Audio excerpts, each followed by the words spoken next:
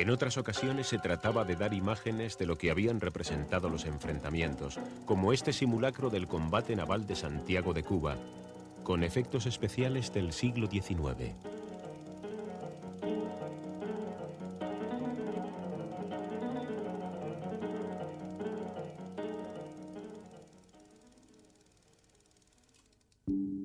Pero España perdió la guerra no por aquel combate, sino porque el gobierno prefirió librar una guerra que sabía perdida de antemano antes que afrontar una crisis global del régimen. El gobierno sabía que ni el pueblo, ni su ejército, y ni tan siquiera su prensa aceptarían una retirada sin lucha ante la injerencia de los Estados Unidos en la cuestión cubana.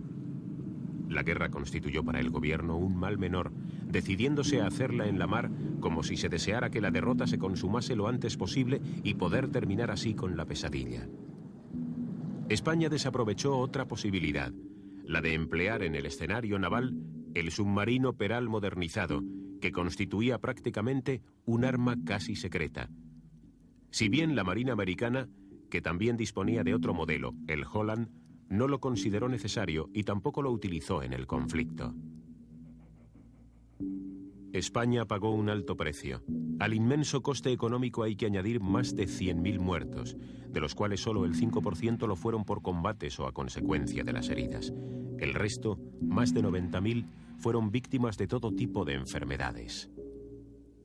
Las lecciones de un pasado no lejano no habían servido para nada, y el empecinamiento en mantener el dominio sobre unos territorios que deseaban ser libres condujo al desastre. Inútiles fueron el honor y el heroísmo, tan estimados por los políticos españoles y con los que se había envenenado a la opinión pública frente a un enemigo muy superior. El siglo XIX había comenzado para España con el desastre de Trafalgar y terminó con el desastre colonial en medio de un ambiente de decadencia y pesimismo y con una conciencia de fracaso del sistema. España perdía algo más que unos mercados protegidos y los últimos restos de un imperio. Desaparecía como potencia mundial.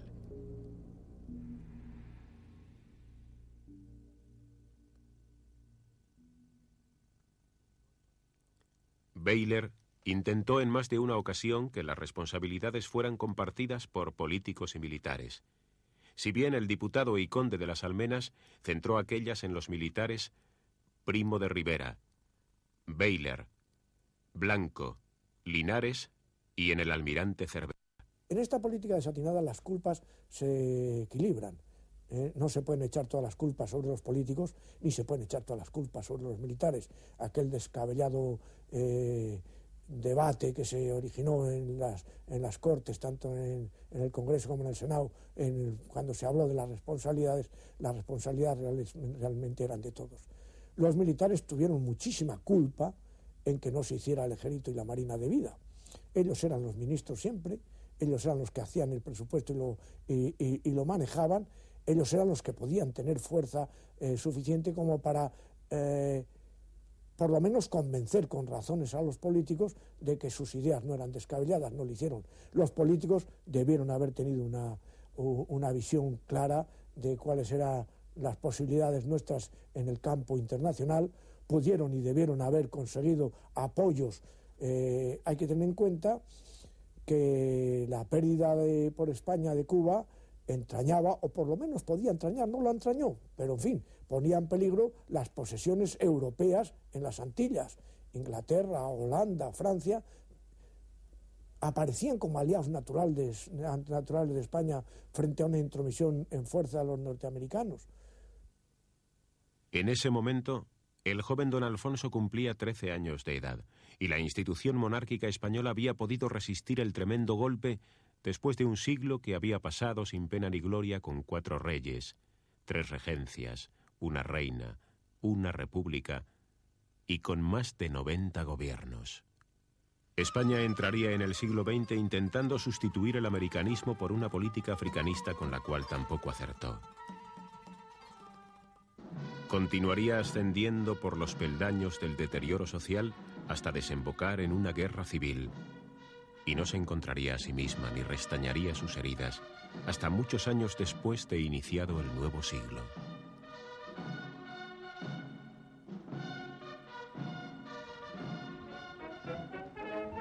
Para los Estados Unidos, Cuba se había convertido en un banco de pruebas del imperialismo norteamericano, que lograba el dominio político y económico sin necesidad de apoderarse abiertamente de la ex colonia española. El archipiélago filipino, arrebatado a España y que también ocupó, le serviría durante largos años de plataforma destinada a ser el eje de su proyección sobre el extremo oriente asiático y el Pacífico oriental. Con esta victoria, los Estados Unidos recibían el espaldarazo definitivo a sus intereses e intenciones, que volverían a repetir posteriormente en otros lugares de América y del resto del mundo.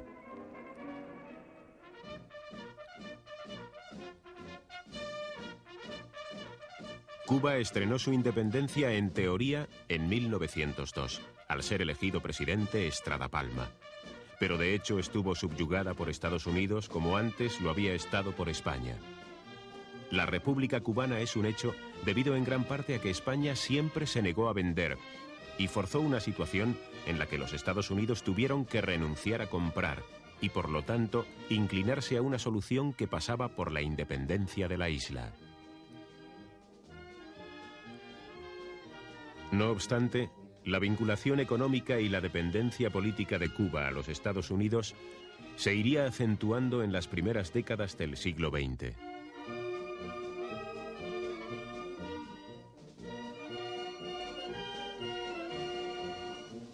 Posteriormente, las contradicciones y enfrentamientos desde 1959 entre el imperialismo estadounidense y la revolución cubana gobernada en Fidel Castro se agudizarían con los años, radicalizándose las posturas de Washington y La Habana.